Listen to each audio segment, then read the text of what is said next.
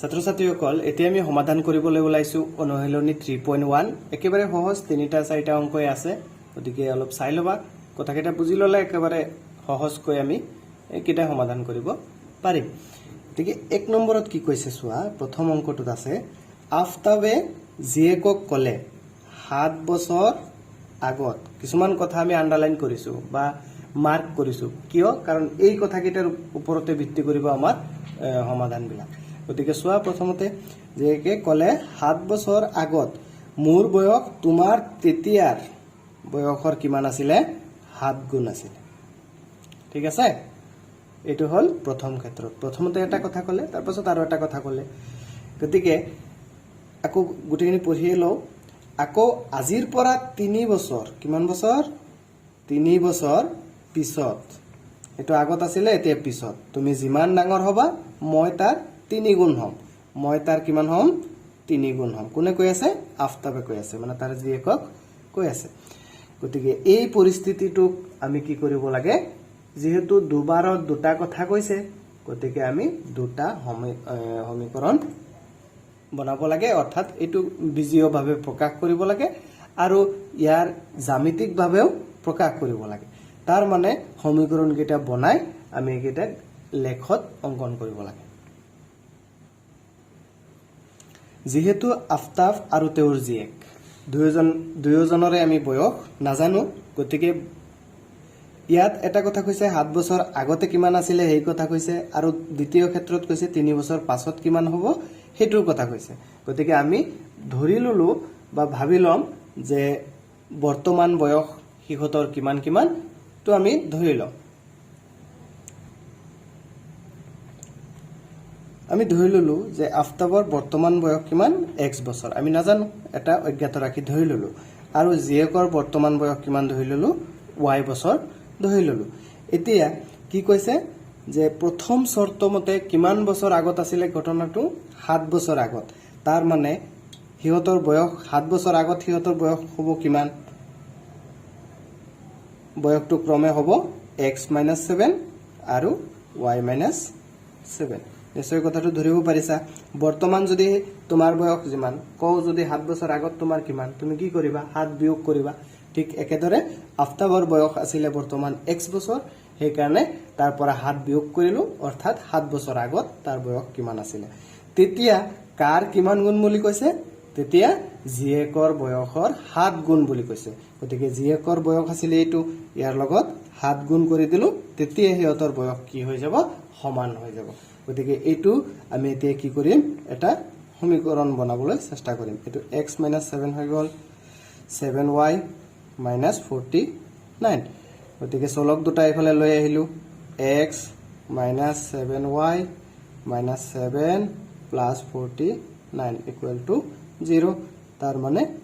x - 7y এটো কৰিলে কিমান হ'ব +42 = 0 এইটো আমাৰ কি হৈ গল এটা সমীকৰণ হৈ গল ঠিক একেদৰে আমি দ্বিতীয় শৰ্ত মতে যদি চাও দ্বিতীয় শৰ্ত মতে ফটকে কোৱাচোন কি হ'ব যে হিয়তৰ বয়স কেতিয়া আলোচনা কৰিবলৈ দিছে 3 বছৰ পাছত গতিকে বয়স যেতিয়া পাছলে হয় তাৰ মানে বয়সবিলাক যোগ হয় এতিয়া তোমাৰ যিমান বয়স 3 বছৰ পাছত তোমাৰ বয়স কিমান হ'ব মানে 3 বাঢ়িব গতিকে এটো কি হ'ব +3 এটো হ'ব +3 3 বছৰ পাছত কাৰ কিমান গুণ বুলি কৈছে তেতিয়া আফতাবৰ বয়স তাৰ জিয়েকৰ বয়সৰ কিমান গুণ বুলি কৈছে 3 গুণ বুলি কৈছে গতিকে এটো 3 গুণ হৈ গল 3 গুণ এটো হৈ গল গতিকে এটোৰ পৰা আমি সমীকৰণটো বনাব পাৰি এনেকে যে x + 3 3y + 9 x - 3y + 3 - 9 = 0 কি হ'ব বিজীয়ভাৱে আমি এই কথাবিলাক এনেকৈ প্ৰকাশ কৰিব পাৰি গতিকে সমাধান কৰিবলৈ ইয়াত দিয়া নাই গতিকে সমাধানটো এতিয়া নকৰো তোমালোকে যদি জানা সমাধানটো কৰি লবা পাছৰ ভিডিঅত আমি সমাধান কৰা ভিডিঅবিলাকো চাম আৰু কৈছে এই পৰিস্থিতিটোক জ্যামিতিকভাৱে প্ৰদৰ্শন কৰিবলৈ কৈছে তাৰ মানে কি কৰিব লাগিব এই দুটা ৰেখাৰ এডাল এডাল এডালকৈ গ্ৰাফ বনাব লাগিব গতিকে নিশ্চয় গ্ৰাফ বনোৱা তোমালোকে জানাই গতিকে সমীকৰণ কেইটা কি আছিল আগতে যেনেকৈ বনাইছিলা ক্লাস 9ত ঠিক তেনেকৈ বনাব লাগিব ছাত্ৰ-ছাত্ৰীসকল সমীকৰণটো আছিল আমাৰ x - 7y + 42 = 0 ইয়াৰ পৰা আমি কি কৰিলো y ৰ মান 6 বহাই দিলো 6 7 * 42 42 ৰ পৰা 42 গল 0 থাকিলে মানে স্থানাংক বিলাক উলিয়াই দিছো ঠিক তেনেকৈ সেকেন্ড সমীকৰণটোৰ পৰা আমি কি কৰিলো সমাধান বিলাক উলিয়াই ললো আৰু এতিয়া এই বিলাক আমি গ্ৰাফত বহাম তো ইয়াত চোৱা প্ৰথমতে এইটোৰ কাৰণে বহাইছো এইটো x কিমান 0 6 0 6 নিশ্চয় এইটো বিন্দু হ'ব তাৰ পাছত -7 5 -5 6 -7 5 মানে এইটো প্ৰায় ইয়াতে হ'ব গতিকে এইটো হ'ল গতিকে এইটো আমি এতিয়া কি কৰিম সংযোগ কৰিম আৰু ইয়াৰ নামটো দি থম 1 নম্বৰ সমীকৰণৰ পৰা পাইছো বুলি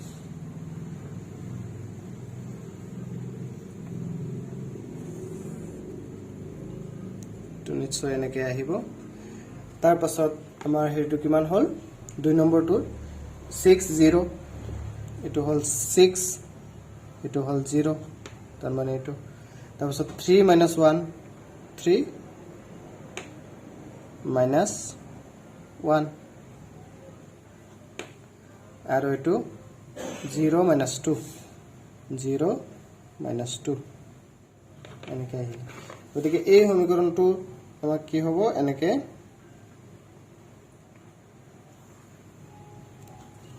এনেকৈ আহি থাকিব এতিয়া চোৱা এই গ্ৰাফডালে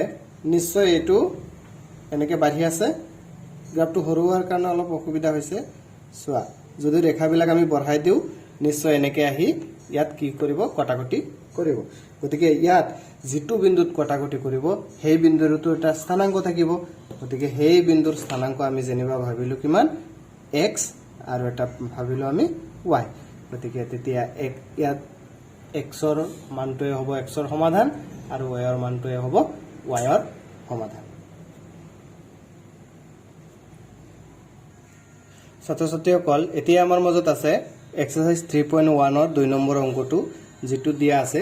যে এটা ক্ৰিকেট দলৰ প্ৰশিক্ষকে 3খন বেট আৰু 6টা বল কিনি আনিলে কিমান টকাত 3900 টকাত তেও কিনি আনিলে ঠিক আছে এটো প্ৰথমতে কৈছে তাৰ পিছত এদিন কি কৰিলে তেও 1300 টকা দি একে ধৰণৰ এখন বেট কিনি আনিলে আৰু 3টা বল কিনি আনিলে তেতিয়া এমাউন্টটো কিমান আছিল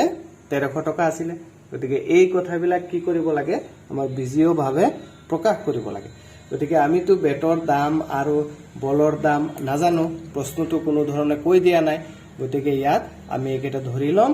আৰু এই সমস্যাটো বিজিও ভাবে আমি প্ৰকাশ কৰিবলৈ চেষ্টা কৰিম তাৰ কাৰণে চোৱা আমি কি কৰিব লাগিব ধৰা হল এটা বেটৰ দাম সমান আমি নাজানো x টকা ধৰিলো আৰু এটা বলৰ দাম কিমান ধৰিলো y টকা গতিকে এটা কথা মন কৰিবা যে এটাৰ দাম যদি x হয় দুটাৰ হলে কিমান হ'ব 2 গুণ তিনটাৰ হলে 3 গুণ চাৰিটাৰ হলে 4 গুণ 10টাৰ হলে 10 গুণ ঠিক তেনেকে তে প্ৰথম শৰ্ত মতে আমি কি পাতিব পাৰি যে বেট কিনি আনিছে প্লাস বল কিনি আনিছে কিমান টকা দি 3900 টকা তে কিমানটা প্ৰশ্নটোতে আছে 3খন বেট 3 বেট আৰু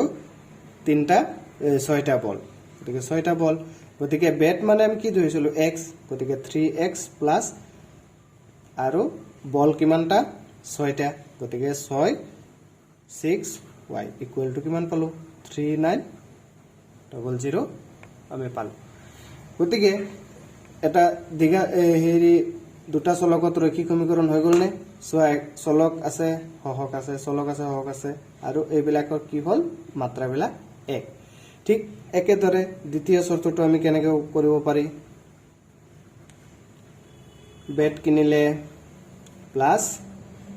বল কিনিলে প্লাস কেলে হৈছে ধৰিব পাৰিছে নহয় কাৰণ দুটা বস্তু কিনিলে একেলগে হৈছে দাম কিমান টকা 1300 টকা কেইটা এতিয়া ভৰাই দিও সেকেন্ড কেছত কেইটা আছিল এখন বেট এটা বেট আৰু তিনটা বল মানে এটা বেট মানে x প্লাস তিনটা বল মানে 3y ইকুয়াল টু 1300 গতিকে এটো আমাৰ কি হৈ গ'ল এতিয়া আৰু এটা দুটা চলকত ৰৈখিক সমীকৰণ হৈ গ'ল গতিকে এইটোৱে হল বিজয়ীৰ বাবে প্ৰকাশ কৰা হল এই দুটা আৰু জ্যামিতিকভাৱে তোমালোকে এটো কৰিবা এটো গ্ৰাফত বহাই দিব দি দুটাৰ কাৰণে দুটা গ্ৰাফ বনাবা আৰু চাবা ঘটনাটো কেনেকুৱা হয় ছাত্ৰ-ছাত্ৰীসকল তাৰ পাছত আছে আমাৰ মাজত এক্সাৰসাইজ 3.1 ৰ 3 নম্বৰ অংকটো যেটো দিয়া আছে 2 কেজি আপেল আৰু 1 কেজি আঙুৰৰ দাম এদিন কিমান আছিল 160 টকা আছিল ঠিক আছে এদিন দামটো কিমান দিয়া আছে যে 2 কেজি আপেল আৰু 1 কেজি আঙুৰৰ দাম কিমান পালে 160 টকা গতিকে আকৌ এমাহৰ পিছতে দিন গ'ল 4 কেজি আপেল আৰু 2 কেজি আঙুৰৰ দাম কিমান পালে গৈ 300 টকা পালে গতিকে আঙুৰৰ দাম আৰু আপেলৰ দাম কিমান এইখিনি বিজয়ীভাৱে প্ৰকাশ কৰিবলৈ কৈছে এই পৰিস্থিতিটোত গতিকে আমিটো দাম নাজানো গতিকে আমি দামটো ধৰি লম যে ধৰা হল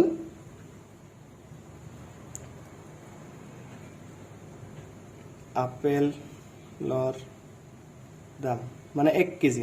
1 কেজি আপেলৰ দাম x টকা আৰু আঙুৰৰ দাম কিমান ধৰি ললো দামটো প্ৰতি কেজিত লিখিছো y টকা তে প্ৰথম যেতিয়া গৈছিলে প্ৰথম শৰ্ত মতে কি কৈছে আপেল কিনিছে প্লাস আঙুৰ কিনিছে